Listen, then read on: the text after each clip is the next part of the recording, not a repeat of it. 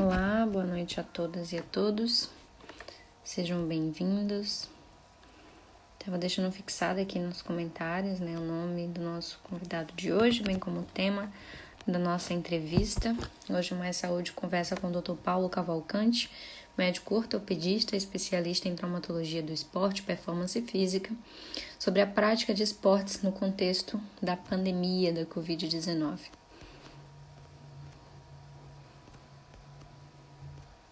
Bem-vinda Bia Klima, Manu Schwartz, Bittencourt, Keila Santos, Luísa Cavalcante, Fabiana Souza.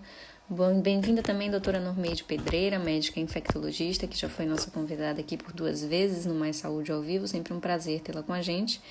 Boa noite, Panelas da Bel, Milena Alves, Liliane. Boa noite, Sônia Soares. Boa noite, Neide Alves. Sejam todos bem-vindas. Eu vou enviar a solicitação, então, para o nosso entrevistado de hoje, que já está aqui com a gente. Boa noite, Maria do Carmo.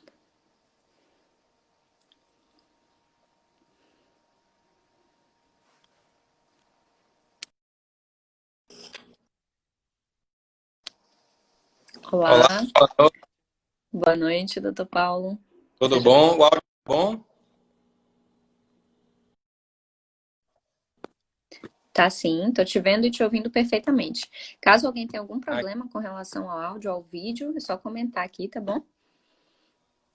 Bom, como eu já adiantei, né, hoje a gente conversa com o Dr. Paulo Cavalcante, que é médico ortopedista, que atua na área de traumatologia do esporte e performance física, chefe do serviço de ortopedia esportiva e cirurgia de joelho do Hospital Francisca de Sande, membro do corpo clínico do Hospital Ortopédico e da Clínica Master Saúde, entre outras clínicas aqui de Feira de Santana. Ele é também membro titular da Sociedade Brasileira de Ortopedia e Traumatologia e membro da Sociedade Europeia de Traumatologia Esportiva, Cirurgia do Joelho e Artroscopia.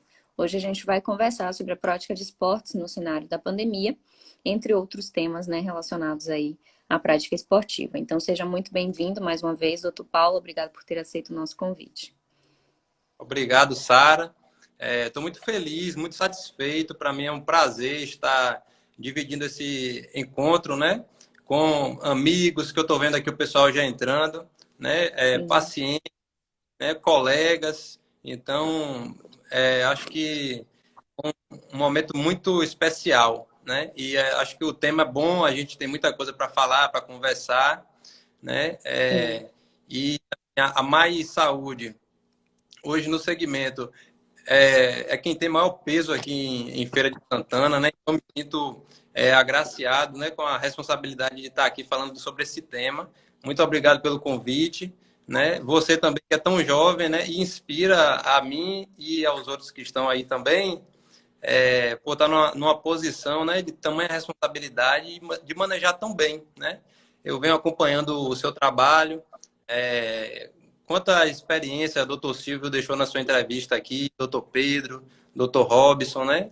Tão produtivo está sendo, para mim é uma honra. Muito obrigada, fico muito feliz por esse retorno, né? Nosso objetivo aqui da Mais Saúde ao Vivo é justamente, né, levar informação de qualidade, credibilidade aqui aos nossos seguidores sobre esse tema que é tão caro para a gente, que é a saúde, né? Então, muito obrigada mesmo. Boa noite, a Soraya Freitas, gerente administrativa do Hospital Ortopédico, que está aqui com a gente. Seja bem-vinda. Então, vamos começar.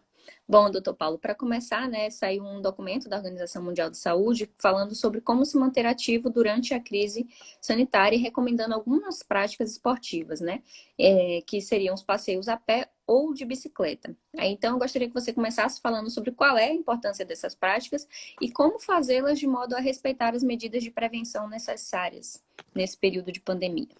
Perfeito. Essa é uma questão bem abrangente, né? Mas eu acho que é uma questão central para o nosso tema. A prática de exercício físico de maneira regular, ela tem inúmeros benefícios, né? Para o nosso sistema cardiovascular, o nosso sistema psicológico, a nossa regulação hormonal, endócrina, né? É de fundamental importância, não só no cenário da pandemia, como em qualquer outro momento que a gente esteja praticando exercício regularmente, né? E aí na pandemia, com toda a restrição, a gente ficou com essa questão. Como praticar, né? Então, saíram Sim. várias posições, né, dos agentes reguladores de saúde, OMS, Ministério da Saúde, das sociedades médicas em geral, né, com as recomendações de higiene das mãos, né, de uso da máscara de maneira adequada, porque aos poucos a gente foi entendendo esse vírus novo, o que é que ele poderia provocar, como é que ele se transmite, como é que ele se instala. Então, a prática de atividade física, ela é benéfica inclusive para o nosso sistema imune. A gente sabe que uma pessoa que é sedentária, ela tem um status imunológico basal que aumenta, melhora bastante quando a gente introduz atividades de maneira sustentada, né? E é otimizada numa faixa determinada como moderada. Então, hoje a recomendação é que a gente faça atividades moderadas. Porque as atividades de caminhada, né, de ciclismo, são as mais interessantes para esse período. Porque são práticas individuais. Então, a medida mais efetiva para diminuir, para reduzir a transmissão da doença é a gente se manter afastado um dos outros. E as práticas mais popularizadas e mais interessantes, né, para manter esse status imunológico, esse status cardiovascular bom, benéfico, é justo isso daí, tá certo? Fora isso, eu gostaria de ressaltar que não é só prática de atividade física, esportiva, necessariamente. Eu gostaria de reforçar que a gente deve estar se movimentando. Então, por exemplo, se você liga a sua TV no canal do YouTube, por exemplo, no Fit Dance, e você gosta de dançar, e você pratica 50 minutos de dança 3 vezes por dia, você fez uma redução no seu risco cardiovascular de 14%.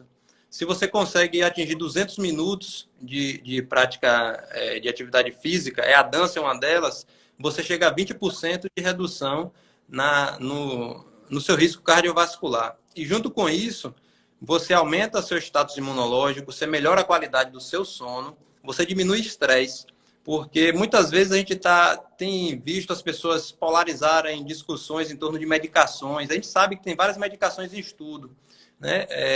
Ivermectina, clexane, dexametasona, uma série de medicações, mas às vezes a gente vê discutir pouco sobre a qualidade do sono, sobre a importância do sono, sobre você estar bem, né, consigo mesmo em termos de estresse.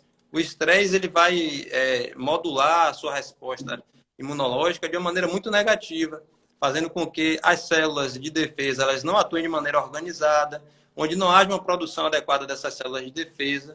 Então, é momento de relembrar tudo aquilo que a gente já está cansado de saber. A sua alimentação, né, balanceada, adequada, de maneira regular, é importantíssima. O seu sono é importantíssimo, né? O seu bem-estar emocional é importantíssimo. Então, assim, você está em casa, você está com mais tempo livre, você tem passado mais tempo na internet, né? Em vez de estar enchendo a cabeça com tanta notícia ruim, com tanta negatividade, abre um link de um grupo sobre meditação, sobre yoga, né? Para você descarregar aquela energia, aprender novas coisas que sejam produtivas para a sua vida, né? Em vez de ficar todo dia, o que é que hoje estão falando sobre a cloroquina ou deixando de falar, vai aprender sobre yoga, sobre meditação, vai acompanhar um grupo de dança, entendeu? Quem sabe já é momento de começar se aproximando de um grupo de corrida, de um grupo de bike, né? Sendo que nesse momento é momento de manter-se mais afastado, mas é momento de, né, já pensar em incorporar o exercício físico.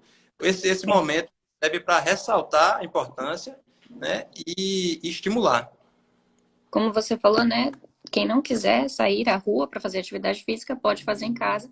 E a dança foi uma das dicas que você deu, né? A gente fez uma outra entrevista também com o educador físico, em que ele traz algumas dicas também. Quem quiser acessar aqui no feed da Mais Saúde Revista, as nossas outras lives estão salvas. Mas com relação às pessoas que vão fazer atividades nas ruas, né? Vão caminhar ou vão andar de bicicleta, quais são as recomendações a serem seguidas? Basicamente, o ideal é manter, né, distanciamento. Você vai tentar praticar suas coisas no peridomicílio, ou seja, se você não tem espaço dentro de casa, ou dentro de casa você não está tão bem, com sua cabeça tão boa, tenta fazer no condomínio. Se no Uhum. condomínio pequeno e tal, tenta fazer próximo da sua rua. Vou dar um exemplo de Feira de Santana. Se a gente sabe que, por exemplo, na Fraga Maia ou na Noide é um local já de alta concentração de pessoas, que tal tentar outros locais, né? Outras vias? Que tal tentar horários mais pouco frequentados, né? Porque a gente sabe que de máscara, a máscara já dificulta um pouco a nossa respiração. Uhum. O esforço que você engaja naquilo incomoda até bastante. Mas ela fica como um anteparo, então ela vai dificultar essa troca. Sim. Então, talvez seja momento de baixar as intensidades do treino. Nós não estamos em momentos pericompetitivos, nem nada disso, né? Então, é momento de ser mais moderado realmente. Até porque quando você usa a máscara, você protege mais ao outro também, né? Não só a Uhum. si próprio. E uma recomendação é sempre ao ar livre o risco de transmissão é muito menor. Então, sempre em locais e ambientes arejados, né? E se você pratica um esporte de velocidade, como a corrida ou a bicicleta, as distâncias têm que ser maiores. Isso não é um posicionamento formal, porque isso não tem publicação. Uhum. Dois estudiosos de biomecânica, eu acho que um holandês e um belga, eles chegaram a divulgar esse estudo antes mesmo de publicação, porque o benefício da informação, da prévia, né, da possibilidade disso condizer com a verdade e ajudar as pessoas é tão grande que eles divulgaram como notícia, não necessariamente como artigo científico. Há algum tempo isso se tornou bem divulgado na mídia, então levar isso em consideração, né? A distância para qualquer coisa mínima aí de 1 metro a 2 metros, não tem um consenso, 1,5 metros. Já para corridas ou bike que tem velocidade, essa distância recomendável pode chegar a 20 metros. Sim. E quais outras práticas esportivas seriam viáveis durante a quarentena, além da caminhada, corrida e ciclismo? Isso. Conforme a gente atinja uma evolução de curva, onde a gente comece a ter já um descenso, né, do número de casos, um controle, quando a gente tiver uma boa parte da população imune, né, ou a gente não tiver um sistema de saúde sobrecarregado, a gente vai começar a liberar as atividades de grupo, né, as atividades coletivas. Nesse momento, a gente, na verdade, já está fazendo isso. Aonde, né? Hoje a gente vê uma grande polêmica na TV. Quem acompanha o noticiário esportivo está vendo o que está acontecendo no Rio. Né? O Campeonato Carioca de Futebol. Ele está aí nesse volta, não volta, segue, não segue, e a gente não vê nada de ciência por trás daquilo. A gente vê entraves políticos, interesses de mídia, interesses Uhum. econômicos.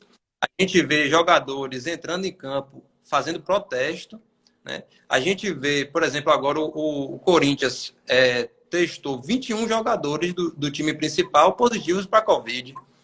Aí você vê que um atleta, ele tem uma boa performance, né? Tem um bom status Uhum. imunológico.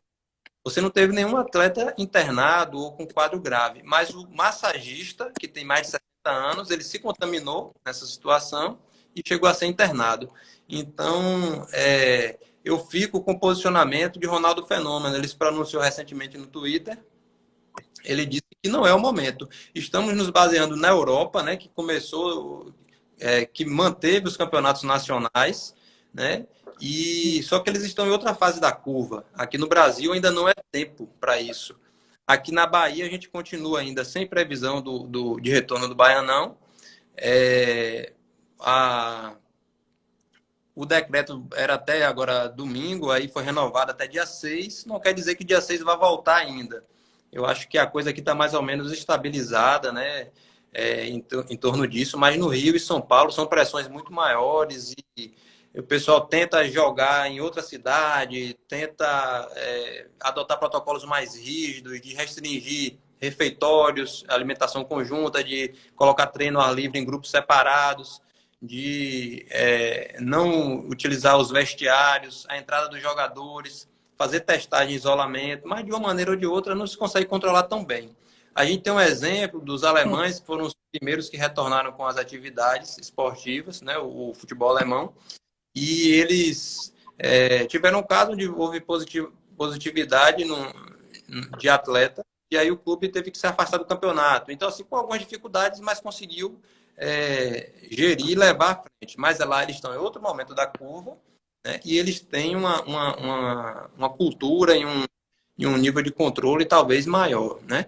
A gente teve agora recente um torneio de tênis, onde o Dimitri, né, ele positivou, o adversário dele positivou também, e aí a competição teve a final cancelada, porque não ia dar para jogar. Uhum. O Djokovic também se negou a fazer o teste, gerou até uma polêmica, né? Acabou, depois voltou atrás, se retratou, a família dele testou também, enfim, tá uma grande polêmica, Sim. uma grande discussão, é uma coisa sem precedente, né? Aproveitando a questão do tênis, né, esportes praticados com certo distanciamento, com uso de itens compartilhados como vôlei ou tênis de mesa, por exemplo, né, eles podem gerar risco de infecção, eles são esportes que podem ser praticados neste momento, ou você diria que não? Eu acho que os primeiros esportes coletivos que deveriam ir voltando seriam justo esse, né, que envolvem poucos atletas. E por último, os que envolvem muitos atletas, como partidas de futebol, de basquete, de vôlei, né? É, ainda mais porque a gente sabe que por trás daqueles atletas que estão em campo, né, tem toda uma equipe, toda uma estrutura por trás daquilo dali. Por mais que não tenha a arquibancada, né, não tenha a plateia, Uhum. a, né, a toda uma estrutura montada em torno daquilo. Eu acho que a curva de estabilização da pandemia ainda não está. Eu acho que aqui em Feira de Santana não está ainda, entendeu? Na Bahia, talvez dentro de Uhum. algum tempo seja possível. Nesse momento, eu acho que não. Eu compartilho da opinião de Ronaldo Fenômeno. Sim. A gente vai voltar a falar mais um pouco, né, sobre a saúde dos atletas profissionais, mas vamos para as perguntas dos nossos seguidores aqui, né? Eu gostaria de aproveitar para dar boa noite à Silvana Freitas, diretora do Hospital Ortopédico, que está aqui com a gente, seja muito bem-vinda. Ao doutor Pedro Gantuá, médico oftalmologista, que também está nos assistindo, um parceiro aqui da Mais Saúde, seja bem-vindo também. E a doutora Leonora Leal Marques, do Hospital Ortopédico, também médico oftalmologista, que já foi a nossa entrevistada. Inclusive, deixou um comentário aqui falando quanto é importante, né, esse incentivo para as pessoas que estão ganhando muito peso durante a pandemia, né, devido ao sedentarismo, a maior parte do tempo, né, dentro de casa, e que a obesidade é um dos fatores de risco para a Covid-19 e para várias outras doenças, né. Seja muito bem-vinda, doutora Leonora. Grata pelas contribuições. A Manu Schwartz perguntou sobre quem tem restrições médicas com relação às atividades físicas, se essas pessoas podem fazer exercícios leves dentro de casa, se existe benefício nesses exercícios mais leves. Isso. O benefício do exercício, né, em termos de... A gente sabe que hoje o Covid ele não é simplesmente um problema respiratório, né? A gente tem muito problema envolvido relacionado à coagulação do sangue, né? A parte cardiovascular. Uhum. Pensar, né, no benefício em duas vias, a parte cardiovascular e a parte ortopédica. Você precisa ter uma saúde ortopédica boa em termos de alongamento, de fortalecimento muscular, para você evitar estar precisando frequentar nesse período emergência ou pronto atendimento ortopédico. E você precisa ter um bom status cardiovascular para ter um bom status imunológico também e ter uma boa resposta caso você se contamine, tá certo? Então, a partir de 150 minutos por semana de exercício aeróbico, e eu volto naquilo que eu falei no começo, de movimento, não necessariamente de um esporte específico, você consegue ter, né, bons resultados. Então, se você tem em casa uma bicicleta estática, se você tem uma esteira, entendeu? Se você gosta de dançar, se você gosta de pular corda, tudo isso está valendo. Se você tem uma limitação do ponto de vista ortopédico, você tem que ver com o seu ortopedista até que ponto aquilo dali te limita. Você vai só restringir a intensidade, é uma lesão mais leve, ou você vai se afastar por um momento, por um tempo especificado, né, de acordo com a individualização da sua avaliação. Uhum. Muitas vezes o paciente, ele né, tem uma dor que ele vai carregando ali e assim, ele precisa avaliar aquilo para identificar o que é, determinar o prognóstico daquilo, se precisa de alguma intervenção específica ou se ele tem alguma limitação, né? Com essas informações, essa informação ela é muito individualizada, né? Eu acho que disso daí que você me traz, eu acho que o paciente ele deve valorizar mais o trabalho do fisioterapeuta, valorizar mais o trabalho do educador físico, colocar na cabeça que isso daí é um investimento que ele está fazendo na vida dele, tá certo? Em vez de ficar no pronto-socorro, doutor Paulo, eu estou com dor na coluna, quero uma ressonância, eu quero corticoide, quero anti-inflamatório, procura educador físico, né? Procura o fisioterapeuta, vai fazer um trabalho de alongamento, de fortalecimento, começa a acreditar nisso. Eu acho que os pacientes acreditam pouco no potencial que tem o exercício físico. E o exercício físico eu falo orientado, porque muitas vezes o paciente acha que ele está fazendo a coisa de maneira adequada, ou então acha que por estar fazendo uma atividade, alguma coisa de alguma maneira que ele viu por algum blogueiro, alguma coisa, ele acha que está adequado, só que ele não está atingindo as metas que ele precisa. Então, você tem muita dor anterior no joelho. Se você precisa de uma meta de um fortalecimento quadricipital, você precisa de um alongamento de cadeia posterior, e você está fazendo exercícios, e você não atinge aquelas metas, você pode fazer exercício a vida inteira. Você pode seguir o blogueiro que você gosta a vida inteira, e achar que está fazendo alguma coisa e não está, entendeu? Então, do ponto de vista ortopédico, eu acho que é isso, né? É botar na cabeça a importância. Já do ponto de vista cardiovascular, é importante que tenha uma liberação cardiológica, tá bom? Se você já é praticante de atividade física, você pratica no nível leve a moderado, né? Já há algum tempo e está bem, você é um paciente de muito baixo risco. Né? Mas se você tem fatores de risco, como obesidade, diabetes, hipertensão, tem problema cardíaco na família, você tem algum sinal de alerta, como uma tontura, né? Fadiga, alguma palpitação, né? Isso tudo aí já é um sinal de alerta. Então, você precisa ter um segmento cardiológico mais de perto. Se você quer atingir metas mais intensas, você precisa de uma avaliação cardiológica. E eu vou aproveitar o momento para citar uma colocação que saiu no JAMA, que é o jornal da Associação Americana de Médicos, né? Dos médicos nos Estados Unidos, que a seção cardiológica colocou uma determinação de que se você está no curso de coronavírus, né? Porque você começou algum sintoma mais leve e tal, e testou e viu que está positivo, ou até porque você viu que está positivo, por testar de rotina ou por estar preocupado, você deve manter 14 dias de afastamento de atividade física, ou seja, o repouso, tá certo? Assim como qualquer virose que você pega, tem que fazer o repouso. O tempo estipulado é de 14 dias, né? Porque você já tem o seu organismo estressado de alguma maneira para fazer uma resposta frente àquele vírus. Então, o exercício físico, nesse momento, ele pode ser prejudicial, porque ele vai exacerbar o estresse no seu organismo. Se você teve um quadro moderado a mais grave, você chegou a ficar internado, por exemplo, você vai ter que entrar no protocolo para triar a possibilidade de você ter feito miocardite viral por coronavírus. Ainda estão saindo muitos estudos, né, sobre a possibilidade de sequela e de acometimento pulmonar, renal, cardíaco. Mas nesse momento, o que é que eu percebi assim, né, da sessão cardiológica da Associação Americana? É de pecar um pouco por excesso, de ter prudência, né? A miocardite é uma possibilidade mais difícil de acontecer, mas é possível, como ela pode ter repercussões graves, muito graves, então, nesses casos é prudente. Aí seu cardiologista vai te avaliar, fazer o exame físico, anamnese, de repente lançar mão de troponina, de eletrocardiograma, ecocardiograma, e aí ele vai determinar o que é que você pode fazer. O tempo ideal para você procurar seu cardiologista, segundo essa nota, é de 14 dias após a resolução dos seus sintomas, né? Para você fazer seu check-up e aí ele vai te liberar.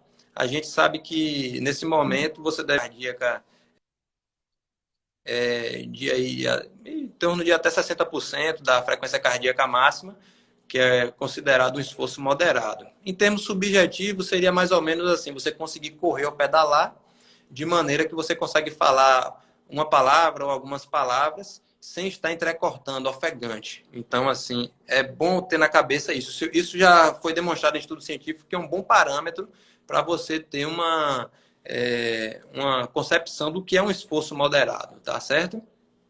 Certo. Temos outras perguntas aqui. A Sônia Soares pergunta se existe alguma máscara que seja mais indicada para facilitar a respiração durante o exercício físico. Assim, a máscara convencional, ela talvez seja mais confortável, né, do que, por exemplo, a N95, né? A N95 ela é feita para filtrar 95% das impurezas. As máscaras elas reduzem os seus riscos, né? Elas filtram o ar na medida do possível. Então, se você tem uma máscara que tem duas camadas, ela vai ser mais tranquila de respirar do que com três camadas. Se você tem, dependendo da característica do tecido, né? Tecidos menos porosos, você também vai ter um pouco mais de facilidade com tecidos mais porosos. Então, o nível de proteção aumenta nas máscaras mais incômodas. Então, assim, isso daí é uma coisa que você tem que colocar na balança, né? Sim. Mas, assim, para um ambiente arejado, um ambiente de rua, onde você mantém as distâncias adequadas, você segue as outras etiquetas de proteção, eu acho que as máscaras convencionais, elas vão bem, tá certo? E você consegue desenvolver um esforço moderado com algum incômodo, mas você consegue executar suas atividades. Sim.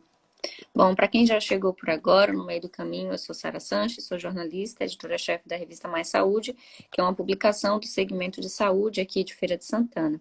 E o Mais Saúde ao Vivo é o nosso programa de lives, né, que acontece todas segundas, quartas e sextas, onde a gente entrevista profissionais da área de saúde. Hoje a gente está conversando aqui com o Dr. Paulo Cavalcante, médico ortopedista, especialista em cirurgia do joelho, que atua na área de performance física e ortopedia esportiva. A gente tem uma pergunta aqui da Josi Sampaio.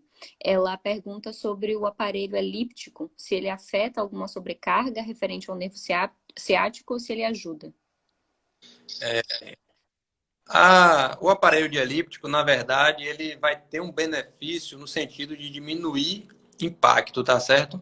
A gente, quando faz uma caminhada de rua, no momento onde a gente apoia o pé no chão, né? Na fase de passada, a gente inicia o apoio, a carga que o organismo recebe, transmite desde o pé até a coluna, o seu tronco, ele pode chegar a 2 até 4 vezes o peso do seu corpo. Então, aquilo dali atua, né, como uma sobrecarga, né? Há um certo impacto. Então, assim, se você anda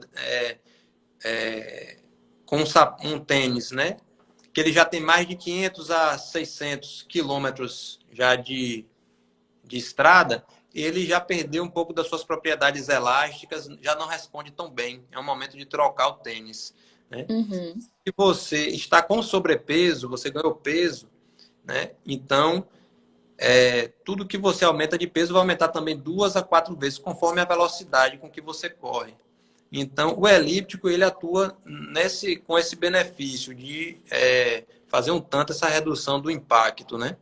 Mas é um exercício que também deve ser feito dentro dos seus limites. Você deve incluir ele nos seus exercícios orientados, porque você não está livre da possibilidade de dores no joelho, de outras coisas por estar fazendo elíptico. Mas é uma boa opção. Sim.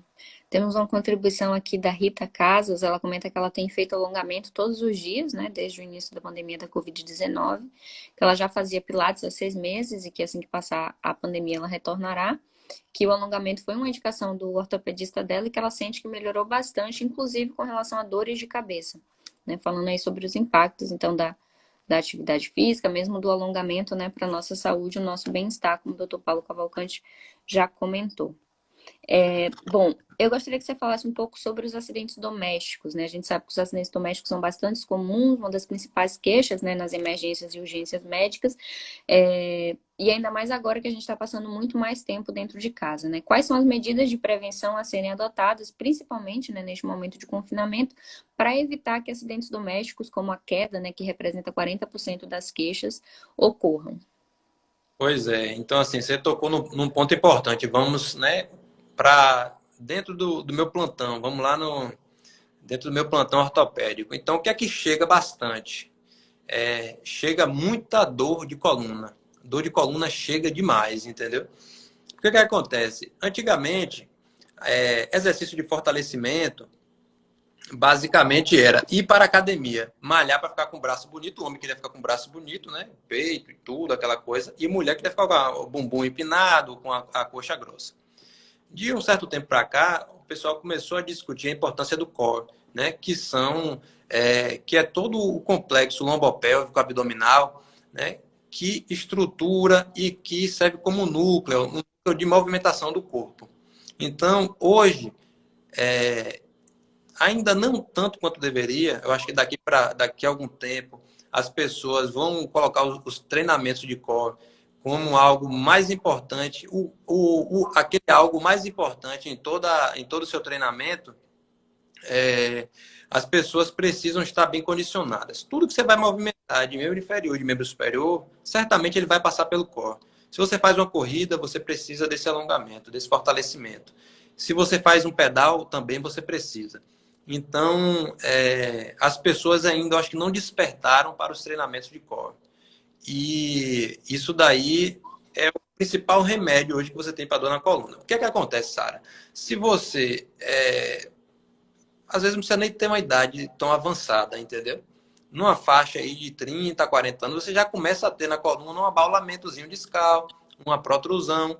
Às vezes você tem até uma herniação discal mais bem caracterizada, tá certo? Só que geralmente isso daí não chega a tocar uma raiz, não chega a tocar a medula, não chega a ser tão pronunciada. Você tem um bom alinhamento vertebral. E é isso, só que a pessoa, ela quer a ressonância porque quer. Ela faz a ressonância e vê aquilo lá. E ela bota na cabeça, eu sou doente, eu tenho uma doença na coluna. Sendo que no nosso processo de envelhecimento, assim como nossa pele, ela vai, né, perdendo a hidratação, né, vai perdendo a textura, a consistência, a gente vai acontecendo isso nos nossos tecidos, né, musculares, nossos tecidos ligamentares, discais, né? A gente vai perdendo qualidade de tecido ao longo do tempo. E isso não acontece, não é só quando a gente faz 60, 70 anos. Isso vai acontecendo paulatinamente. Então, as pessoas têm estigmatizado isso e têm se valido do que é mais cômodo. O que é mais cômodo? É ir na emergência, tomar uma injeção, sair da emergência com uma prescrição de anti-inflamatório, de corticoide, e ali aliviar a dor e seguir a vida. Entendeu? É botar a culpa no trabalho e seguir a vida. É dizer que não tem estímulo e seguir a vida. Então, assim, é hora de buscar estímulo, buscar dar importância ao treinamento físico, porque às vezes até aquela motivação que está faltando, né? Aquela força de vontade, aquela entusiasmo que você vê que o veterano do esporte, o cara que é corredor de rua, o cara que é ciclista, ele tem, o cara é viciado naquilo, ele não larga aquilo de jeito nenhum, né?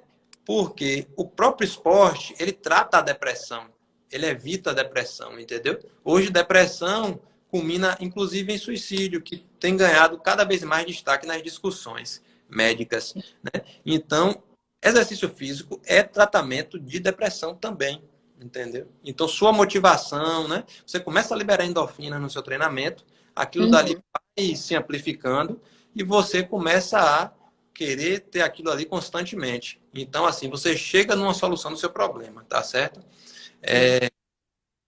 Eu acho que isso é fundamental. Já a outra parte, que é a parte de acidentes, e você falou do home office e tudo isso, né? É aquele cuidado com a postura, né? É você prezar por fazer pausas a cada 2 horas para fazer um alongamento, né? Para respirar um ar no quintal, na varanda. É você cuidar da sua postura e se preocupar, principalmente com crianças e com idosos. O que é que acontece? A criança, ela está fora da escola. A energia está ali toda acumulada. O que é que ela vai fazer? Ela vai fazer todo tipo de coisa que você imagina e o que você não imagina, né? E vai fazer isso, né? De uma maneira, às vezes, arriscada. Então, é cuidar, ter muita atenção no fogão, ter muita atenção com as tomadas, né? Ter muita atenção com instrumentos e coisas soltas pela casa que ela pode né, pegar e se acidentar. Então, a atenção é redobrada. Tem que tentar ocupar a criança com a própria atividade física. Hoje existem estudos muito robustos de que se uma criança ela cresce já sem obesidade, tá certo? Com alimentação adequada, sem a alimentação que não tem um índice glicêmico tão elevado, não tem índice de sal tão aumentado, a chance dessa criança depois se tornar um hipertenso, um diabético, um obeso, é, é muito remota. Então, assim, é de base, é de berço, é já desde cedo que você constrói a saúde na sua criança, né? Com alimentação sem sal, alimentação sem açúcares de absorção rápida, quantidades elevadas. Então, Uhum. daí o paladar da criança você já vai educando desde cedo para evitar esse tipo de coisa. Quanto Sim. aos idosos, são talvez a maior preocupação, porque o que é que acontece? Hoje, no nosso país, a osteoporose é uma doença negligenciada. O que é que acontece? A gente tem uma boa parcela de idosos que tem os ossos mais frágeis, mais, né, ralos. O que é que acontece? Tem uma densidade mineral óssea muito baixa. Aí o que é que acontece? O índice de queda, o risco de queda no idoso, ele é muito elevado. Por quê? Porque o idoso ele tem menos músculo, ele tem, né? Chega a caso de sarcopenia, onde você tem uma baixa quantidade de músculos, você tem uma perda neurosensorial, né, de propriocepção, que seria você se perceber no ambiente, perceber onde está seu pé, sua passada, é você ter reflexos para se proteger numa queda. Então o idoso perde tudo isso com o tempo. O idoso tem muito pouco estímulo para estar fazendo uma atividade física regular, né, de alongamento, de fortalecimentos. E é quem mais precisa. Os nossos ossos, assim como os nossos tecidos musculares e tudo, eles respondem ao estímulo. Se você pegar, Sara, seu braço, que tá bom, e colocar numa tipóia, ou você engessar ele estando saudável, e você tirar ele aí daqui a uns 4 semanas, mais ou menos, seu braço vai estar bem fino, você vai perder grande parte da sua musculatura, sem você ter doença nenhuma, só pela imobilidade, tá certo? Pelo desuso. Então, o desuso, ele acaba funcionando como uma doença, entendeu? Então, o idoso, ele merece uma atenção especial. Os riscos de queda são evitados.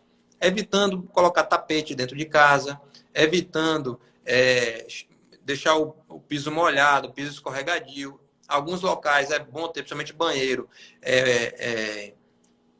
maçanetas ou corredores para Uhum. apoiar, faixas antiaderentes, no caso, para não escorregar. Tem que ter, dependendo do grau de cognição, né, de autonomia do idoso, um cuidador. Então, tudo isso tem que ter. Porque quando cai, que chega para mim um raio-x, né, de um idoso que tem muito pouca densidade óssea, e a gente geralmente pega um caso onde a fratura ela é muito mais grave. Se eu caio e acabo tendo uma fratura, né? Geralmente é um traço mais simples. Se o idoso cai, parece que explodiu uma bomba no punho do idoso, ou no quadril, Uhum. entendeu? Fratura de quadril, por exemplo, não tem escolha, você tem que operar, pode ter a idade que for, entendeu? Porque o custo-benefício, né, para o paciente, o risco dele ficar acamado, desenvolver úlcera de decúbito, desenvolver atelectasia pulmonar, desenvolver infecção urinária, desenvolver ilho paralítico, desenvolver quadro de delírio, demência é tão grande que você acaba jogando, e aí essa responsabilidade vem para a gente se vê no custo-benefício de ter que operar um paciente, mesmo com morbidade, mesmo com idade avançada, para devolver ele para caminhar. Veja a importância da caminhada, tá certo? Sim. Nessa idade. Então, fixar uma fratura de punho, onde você tem uma osteoporose, é muito mais difícil. Então, o cirurgião, ele tem que prezar não pelo aquele resultado perfeito, mas por um resultado funcional e que devolva a mobilidade rápido. A mobilidade é tudo. Se você pega uma cartilagem alina no joelho, por exemplo, a cartilagem ela não recebe um vaso sanguíneo, ela não recebe uma inervação, ela não tem um sistema linfático de drenagem. Como é que uma cartilagem se nutre? Ela se nutre por embebição, pelo contato e pelo movimento. Ou seja, se você para uma cartilagem, você começa a adoecer ela. Então, o movimento é assim, é algo Sim. fantástico, né? E a gente tem que prezar por isso e de maneira segura. Sim.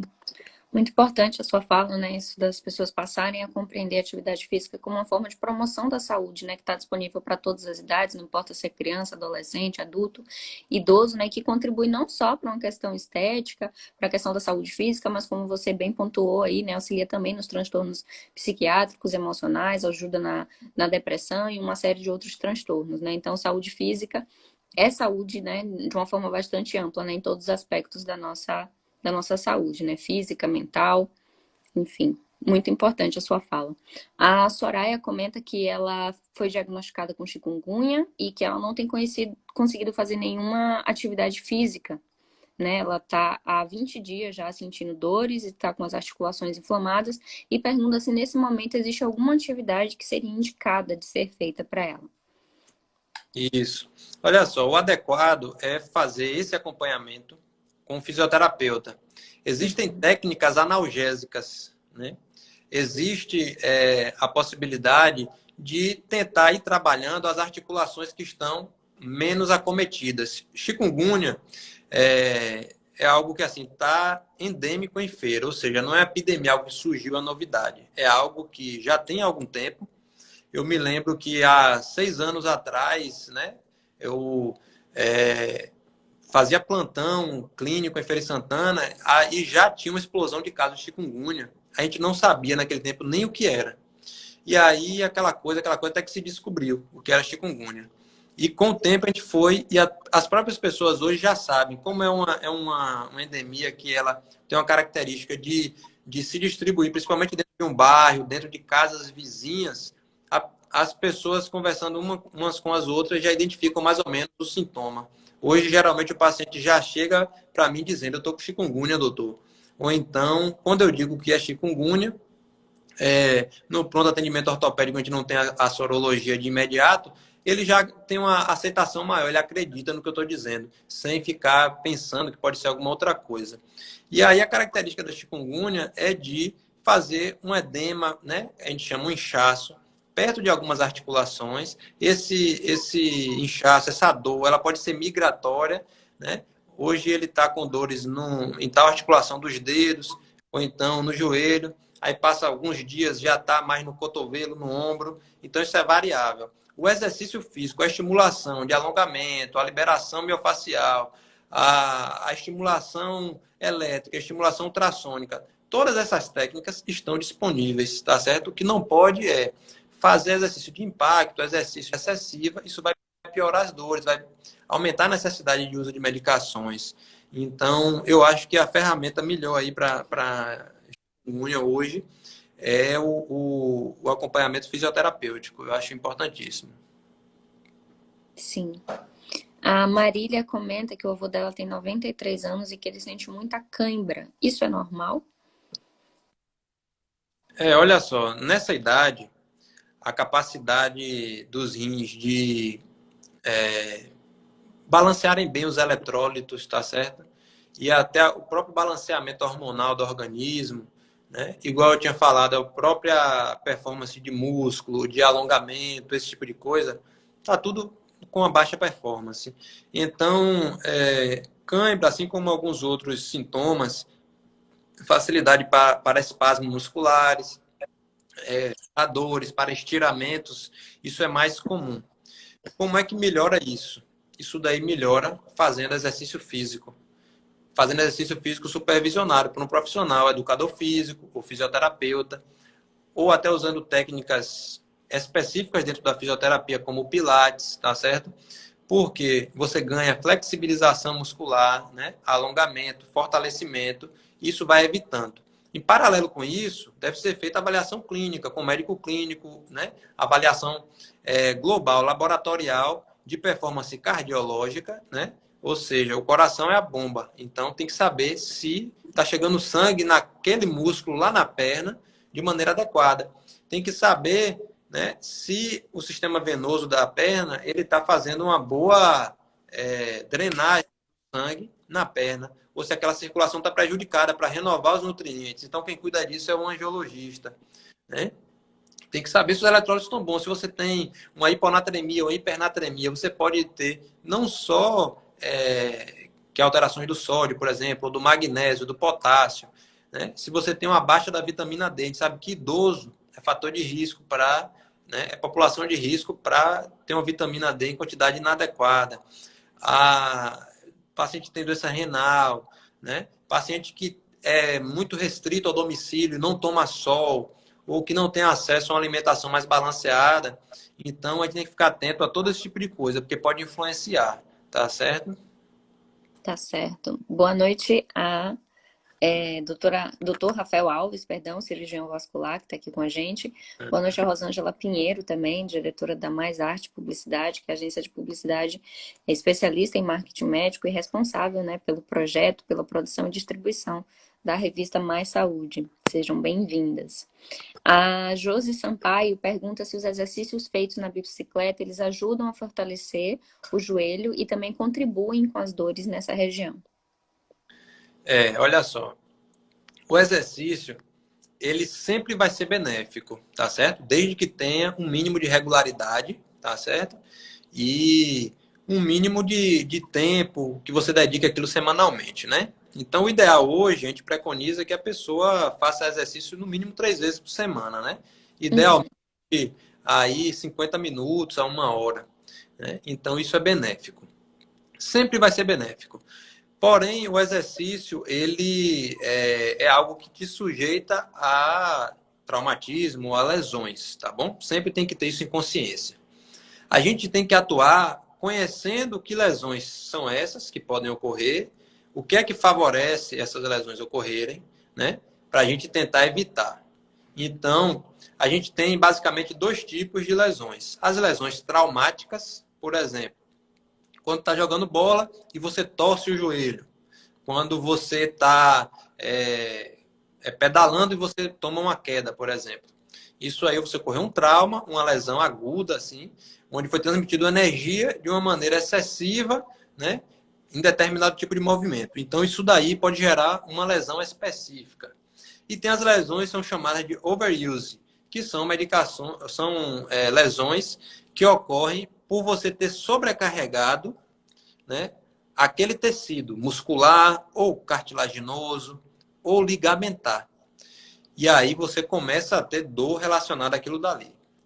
Então, assim, overuse vai gerar lesões mais preocupantes, geralmente em atletas que têm um psicológico tão bem treinado que eles conseguem atingir níveis de lesão no corpo por repetição daquela mesma técnica para chegar no estágio de perfeição, né? De execução otimizada, de bater recordes, que acaba podendo gerar lesões graves.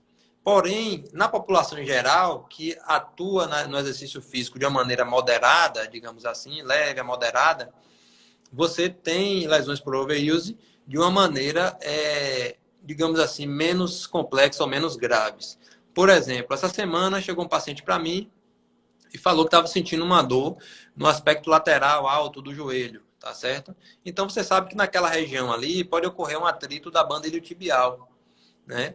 E isso daí geralmente vai gerar um incômodo, uma dor, quando aquele tecido foi estressado através de uma repetição ou de uma intensidade de carga que passou do limite para o qual aquele tecido estava habituado, condicionado, né? Ou, por exemplo, um paciente também chegou na semana passada e aí falou que estava com uma dor na posterior da coxa, né? Um inchaço, uma dor, uma dificuldade para realizar os exercícios após voltar para as caminhadas. O que é que acontece? As pessoas pararam de fazer exercício, sei lá, pararam por 3 semanas. Nessas 3 semanas, já houve um declínio da performance, da adaptação dos tecidos, tá certo? Do condicionamento deles para aquele exercício. Só que as pessoas retornam para o exercício, ao pedal, a bike, as coisas, de uma maneira como se não levassem em consideração esse tempo. Na cabeça da gente é pouco tempo. A gente acha que tem tudo para voltar do jeito que estava, normalmente, sem nenhuma restrição adicional, sem começar de base, começar de baixo. Aí o que é que acontece? Lesão por overuse. O quê? O condicionamento nosso caiu. A gente tem que voltar para a base, para os exercícios de treinamento, de fortalecimento, para um nível mais baixo e ir subindo aos pouquinhos. Se você era já um veterano, você também precisa fazer isso. Você vai voltar mais rápido para o seu condicionamento. Se você não era, vai demorar um pouquinho mais. É igual um termo que quem gosta de academia sempre fala assim, academia é malhação injusta, porque você sai, pouco tempo já perde tudo. É isso daí. Isso daí se chama lei de Wolff, né? Os nossos tecidos, o ósseo, o tecido muscular, eles respondem ao estímulo. Quando você para o estímulo, né, você já reduz bastante. Então, bote isso na sua cabeça. Você vai voltar é importante que volte mais devagarinho. Menor Uhum. tempo, menor volume, né? Trabalhar tudo isso daí, cadência, tudo joga para baixo, né? E vai subindo conforme gradualmente. Sim. E por isso tão importante também o acompanhamento médico e de um preparador físico, né, nesse processo. Bom, a gente está nos últimos 10 minutos aqui da nossa live. A gente ainda tem muitas perguntas, então eu vou selecionar algumas aqui. A Raíza Fusa comenta que ela tem condromalácia patelar. Quais exercícios ela poderia fazer nesse momento em casa? O exercício que é benéfico para condromalácia patelar, para condropatia patelar, é basicamente o fortalecimento quadricipital. A gente tem uma série de estudos de que o tratamento majoritário da condromalácia, da condropatia patelar, é o fortalecimento de vasto medial oblíquo, tá certo? E, na verdade, você tem que pensar que a patela, ela é um osso sesamoide que ele existe para aumentar um braço de alavanca do quadríceps, que é esse músculo anterior da coxa, tá certo? Esse é o maior músculo que a gente tem no organismo, né? No nosso corpo, o quadríceps é o maior músculo. A patela, por conseguinte, é o osso que tem a cartilagem de maior espessura no nosso corpo. Então, assim, a gente tem nesse conjunto aí o maior aparato de força, né? de uso, de arranque de potência, está todo aí. Então, na condromalácia, malácia vem um termo aí de amolecimento dessa cartilagem, ou até a condropatia, já é uma doença de cartilagem, que pode gerar fissuras, erosões, tá certo? Amolecimento, desestruturação da cartilagem. Como é que você melhora isso? É aliviando essa cartilagem de estresse. Aí você tem que ter um quadríceps forte, tá certo? Um quadríceps forte vai estimular um tendão quadricipital forte, vai estimular um tendão patelar forte.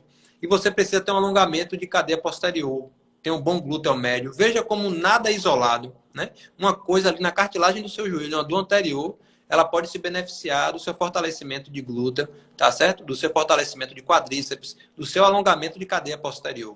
Né? Então, a avaliação, né, ortopédica e a avaliação do educador físico, do fisioterapeuta, o acompanhamento baseado em metas, tá certo? Não em fazer qualquer coisa porque precisa fazer, é atingir metas. Isso daí é o que vai ter o maior benefício. Adicionalmente a isso, aí a gente pode avaliar a indicação de medicação para sair da crise de dor, tá certo? De infiltração com ácido hialurônico, para você ter uma lubrificação, para você ter uma nutrição, um desempenho melhor aí dessa interface femoropatelar.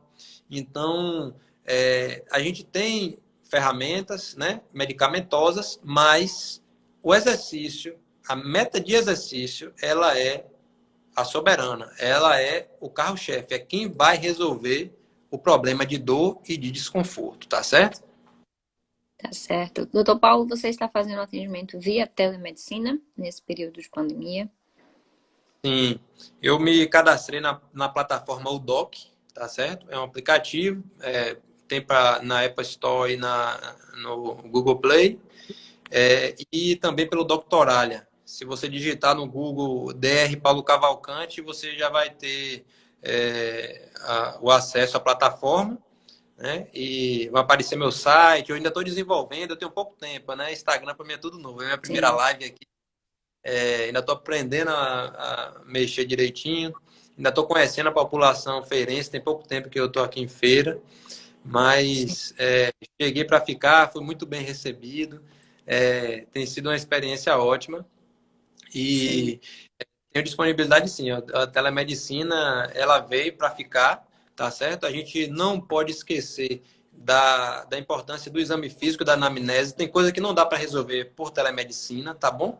Mas em ocasiões onde você já conhece o paciente, onde você tem um acompanhamento de algum tempo, aquele paciente precisa renovar um relatório, uma guia, né? Precisa renovar um receituário. Depende muito do entrosamento. Meus pacientes cirúrgicos têm um entrosamento muito grande comigo, praticamente são meus amigos. Então, em alguns casos, a gente tem muita facilidade. Em Uhum. outros, a gente vai ir desenvolvendo aos poucos, né? Ou fazer uma avaliação primária por telemedicina e completar no segundo momento, tá certo? A gente tem que ter aquele olhar crítico para as ferramentas novas e usar da maneira adequada. Sim. Então, doutor Paulo, muito obrigado. Para quem ainda não segue o doutor Paulo Cavalcante, é só, né, seguir aí o perfil dele aqui no Instagram, DR Paulo Cavalcante. Tem muito conteúdo aqui, eu estava dando uma olhada, muito conteúdo com relação a questões ortopédicas, de performance, física, indicações de filmes, enfim, um conteúdo bastante diversificado e interessante aí. Então, acompanhe o doutor Paulo, entre em contato com ele para quem está procurando um ortopedista. E eu agradeço muito, né, pela sua participação, por ter contribuído aqui, né, conosco e com os nossos seguidores. Parabéns, muito obrigado também a quem nos assistiu, tá bom? Valeu, muito obrigado, Sara. Parabéns mais uma vez pelo seu trabalho, né? Igual eu falei no início, você é uma inspiração para mim, que sou jovem, né? E para essa população toda aí que vem me seguindo, porque quem não é jovem, mas está acompanhando comigo, sabe que é coração de jovem. Então, Sim. parabéns, muito obrigado pela oportunidade. Eu me sinto lisonjeado de ter tido essa oportunidade hoje. E quero dizer que eu estou aberto, tá certo? Terminando aqui, eu vou colocar uma caixa de perguntas para sugestões, elogios, críticas construtivas, solicitações para novos momentos, tá bom? E eu espero que aproveitem. Sim, muito obrigada. Boa noite a Simone Sampaio, que está comentando aqui, agradecendo pela live, que já foi nossa entrevistada, cantora Ferenc, que também atua com meditação. Inclusive, a gente tem uma live também super bacana com ela aqui sobre a prática da meditação no nosso feed. A nossa entrevista de hoje também vai ficar disponível aqui no MaisSaúde.revista, então quem já chegou no meio do caminho, quiser assistir desde o início, quem quiser indicar a nossa live também, é só acessar aqui o nosso feed que vai estar disponível, tá? Essa quarta a gente não vai ter live em função do feriado de São João, mas a gente retorna na sexta às 19 horas, não percam, tá bom? Muito obrigada mais uma vez a todos e ao Dr. Paulo Cavalcante e até breve. Tchau, tchau.